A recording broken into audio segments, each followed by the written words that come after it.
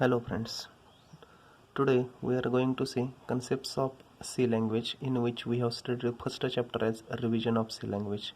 So we have started our chapter with the advantages of C language. As we know, C language is invented by Dennis Ritchie in 1970 in Bell Laboratory, USA. Then we have studied the advantages of C language as readability, maintainability and portability. After that, we have studied in first chapter different character set in C, which includes mainly alphabet, numbers and special symbols. As we know, alphabets are of two types, A to Z, which are uppercase or lowercase, whereas C language is a case sensitive language. Also numbers, it includes numbers from 0 to 9. So some special symbols also we have seen. Every statement in C language ends with semicolon. In different symbols also we have seen colon, forward slash, backward slash, hash, question tag and various symbol, ampersand, etc. Then we have studied a next point as a problem solving techniques in C, in which there are mainly two techniques. Number one is algorithm and another one is flowchart. Algorithm is nothing but step-by-step analysis of the problem, whereas flowchart is nothing but diagrammatical representation of the given problem. Then we have studied C token. Token is nothing but the smallest part of the program, in which we have studied different C tokens, which include keywords, identifiers, special symbols, constants, operators and string. So we know there are 32 keywords in C language, which are called as system defined.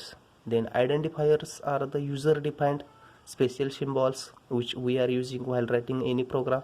Constants are of two types. One is numeric constant, another one is character constant. Also there are various types of operators in C language, which can be divided into different types called as unary, binary, conditional operator, etc.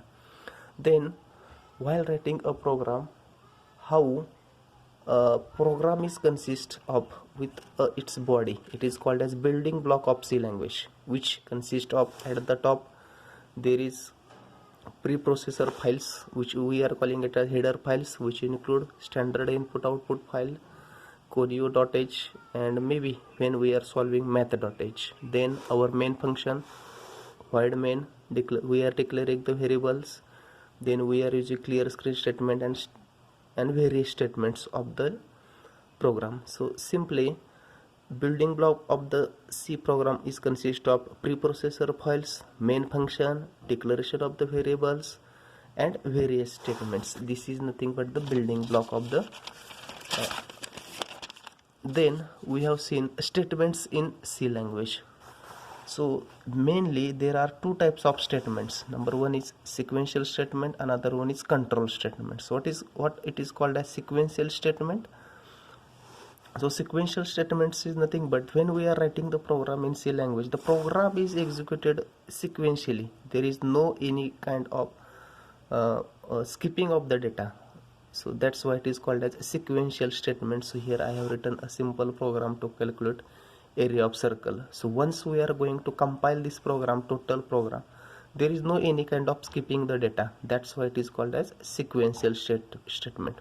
Whereas very important, another statements called as control statements, in which data will be executed depending upon condition what we are going to give. So control statements are of two types. One is decision control statement, another one is loop control statements. So decision control statement, so particular condition will be applied and depending upon that condition given program will be executed. Again, the decision control statements are of two types. Decision control statements following four types: if else, nested if else and switch case. We have studied in class. Also loop control statements are of these three types: for, while, do while. We have studied this also. What is for a while are called as entry controlled, whereas do while is the exit controlled statement. Next, Afterwards, we have seen functions. What are the importance of function in C language? Mainly, functions are used to minimize the statements in wide main or main function. We want to minimize different statements, or to reduce the number of statements in wide main, we are using functions in C language. So mainly there are again two types of functions. One is library function, another one is user defined function. Library functions mainly to include main, clear screen, printf, scanf, which are system defined. That's why it is called as library function. Whereas user defined functions are, we can define the various functions. Then when functions comes into picture, there are three things which are associated with the function. One is declaration, another one is definition, and calling. Declaration is required above the main function. Once we are going to use any function in our program, we should define it, declare it above the main function. Then definition. So simply definition means body of the function, which include opening and closing curly bracket. That's why it is required a definition. It is called as definition of function, which is outside the main function. Declaration is done above the main function. Whereas calling of a function is nothing but writing simply statement of the function. It is done into the main function, means main function will call the user defined function. Then we have studied arrays. Why arrays are required in C language? For arrays are required in C language to define multiple variables. Once we need multiple variables, then it is necessary to define array. So definition also we have seen, collection or group of similar data type element is called as array. Mainly it is used to solve matrix related problem. So simply we have seen addition of matrix, multiplication of matrix, etc. Then types of array, simply 1D array, 2D array, and multidimensional array. These three types are there for the array. And once we want to define size of array, it is defined by subscript. Means we can write, suppose int a, it is 2D array. So this array int a, integer data type having a, array A will be consist of 10 number of elements, 5 into 2, 10 elements. So simple one example I have given here.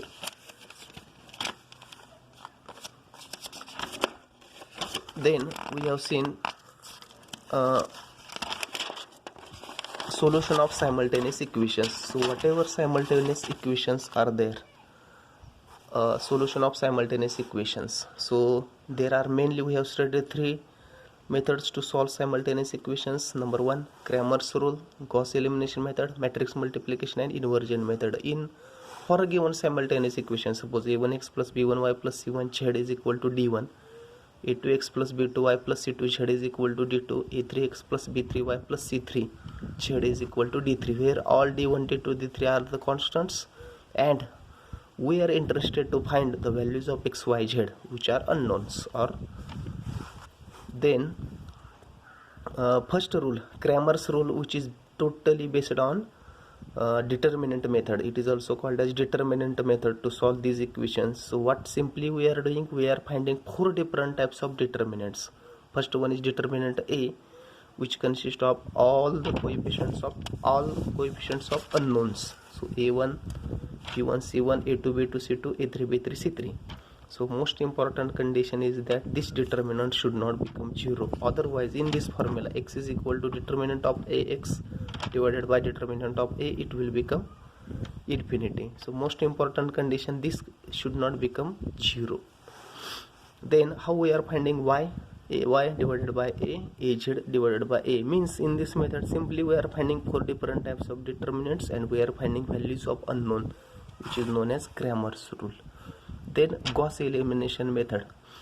Then in Gauss elimination method, we are writing equation ax is equal to d, where a is a matrix of coefficients of x, y, z, x is x, y, z matrix, and d is matrix of unknown. So simply we are writing here ax is equal to d, and matrix A we are reducing it to upper triangular matrix by doing various row operation, and this matrix, once we are going to convert it into upper triangular matrix, we are simply multiplying this matrix and this matrix of this unknown, and we are finding values of unknowns. Then Matrix multiplication and inversion method. Why it is called matrix multiplication and inversion? Because in this method it is necessary to find inverse of given matrix. By using minor cofactor method we are finding inverse of given matrix, then we are multiplying it with D, which is the determinant matrix, and simply we are comparing with XYZ. That's why it is called as, here there is a inverse we need to find, that's why it is called inversion, and multiplication of A inverse and D. And it is this third method is also known as direct method. Once multiplication is done, directly we can get values of XYZ. That also various examples we have seen. Then roots of equation. This was our chapter number 3. Roots of equation for given function, given equation f of x is equal to 0. How we are finding the root of the equation? So mainly we have seen in this particular chapter there are two types of equation. So first one is algebraic equation and another one is transcendental equation. So what is algebraic equation? If it simply consists of algebraic terms, then it is called as algebraic equation, or equation in which there is no any logarithmic term, no trigonometric term, or no any exponential term. Then it is called as algebraic equation. Whereas transcendental equation, why it is called transcendental equation? If the given equation consists of at least trigonometric term or logarithmic term or any exponential term. Out of these three, if equation is consist of any of the term, then it is called as transcendental equation. So basically we have seen what is equation and expression. When a particular equation is expressed in any unknown but not equated to 0, it is called as expression, and when we are going to equate it to 0, it is called as equation. So mainly there are two methods to find root of the equation. We have studied these two methods. One is bisection method, another one is Newton-Raphson method. So what is bisect? Means making two equal part. So what we are doing here in bisection method, for a given equation f of x is equal to 0, we are finding two values of a and b such that equation is changing its sign from positive to negative or negative to positive. Means we are finding f of a and f of b such that these two values are having different sign. That means there is one value of x between this a and b for which this equation becomes approximately or exactly equal to 0. So in bisection method, how we are finding that value? x1 is equal to a plus b divided by 2. Means simply we are bisecting that interval, whatever interval we got, a to b. So x1 is equal to a plus b. Then we are finding sign of f of x1. Then we are just comparing this sign of f of x1. So here by taking multiplication of f of a and x1, or f of b or f of x1. If out of these two, the functions which are having different sign, again we are taking interval a to x1 or b to x1. Again we are bisecting the given interval and we are finding out further root. Then in Newton-Raphson method, what we are doing in Newton-Raphson method, so it is also called as derivative based method. Why? Because for a given equation f of x is equal to 0, if it changes sign between f of a and f of b, then first approximation x1 is given as x1 is equal to x0 minus f of x0 divided by f dash of x0. This Newton-Raphson method is also called as derivative based method. Why? Because in this it is necessary to find out derivative of given equation, where how we are starting with x0. So same we are finding value of a and value of b. The value which is near to the 0, we are checking whether a is near to 0 or b is near to 0. Then we are taking x1 is equal to a or x0 is equal to b. which is near to the 0, because our aim is to reach 0. So basic difference between this bisection method and Newton-Raphson method is rate of convergence. Rate of convergence of bisection method is very low, means it reaches to the given root very slowly. On the other hand, this Newton-Raphson method rate of convergence is very high, means it reaches to the given root of the equation very fastly.